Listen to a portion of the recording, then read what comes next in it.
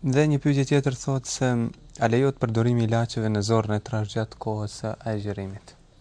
Përdorimi i ilaçeve në zorrën e trash apo në anus, themi se edhe kjo është do thotë çështje diskutabile tek dietarët bashkëkohor për faktin se domthonë vlerësimi i tyre është në dy aspekte. Aspekti i parë se zorra e trash në përgjithësi a konsiderohet brendësi e trupit të njeriut, për arsye se si kriter i dietarëve është se çdo gjë që futet në brendësitë e trupit konsiderohet prej gjërave që e prish agjërimin.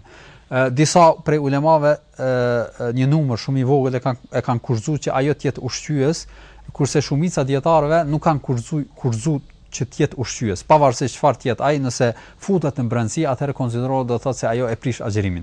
Mirë, po tek ata ka sqarime se çfarë konsiderohet brendësi.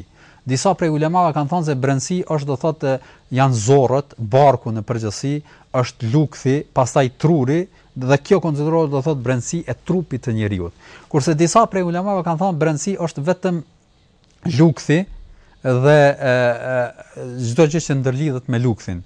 Dhe kjo kanë thënë se është brendësi e trupit dhe çfarë depërton në lukth apo ka kanal që shkon deri te lukthi, atëherë kjo e prish agjërimin. Kurse gjëra të tjera, barku apo truri e kështu me radhë nuk janë do thotë prej brendësisë do thotë që e prish agjërimin.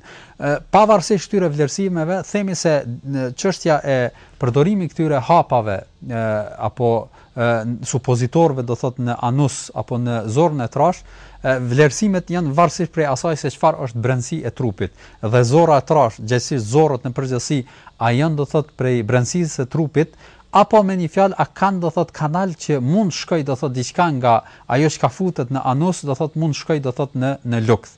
Prandaj e sakta është se përdorimi i këtyre hapave nuk e prishin agjërimin, për arsye se edhe do thotë futja e këtyre ilaçeve do thotë në zorrën e trash, do thotë ato gjithsesi do thotë prapë dalin në formë do thotë për një kohë të caktuar, edhe nëse ndodh do thotë shkrirja apo tretja e tyre, prapë ato kthehen dhe nuk është diçka që mbetet në brendësitë e trupit apo shkon do thotë deri në lukth. Prandaj e drejta është që të themi sipas mendimit që kanë përzgjedh shumë dietar bashkëkohor se këto ilaçe nuk e prishin agjërimin. Por e drejta është që të themi sikurse që kemi sqaruar në ato sqarim në veprimet e tjera që nëse ka mundësi agjëruesi tu largohet do thotë këtyre ilaçeve gjatë kohës kur është agjërueshëm, atëherë më e drejtë është që mos i përdor. Zoti i di më së miri.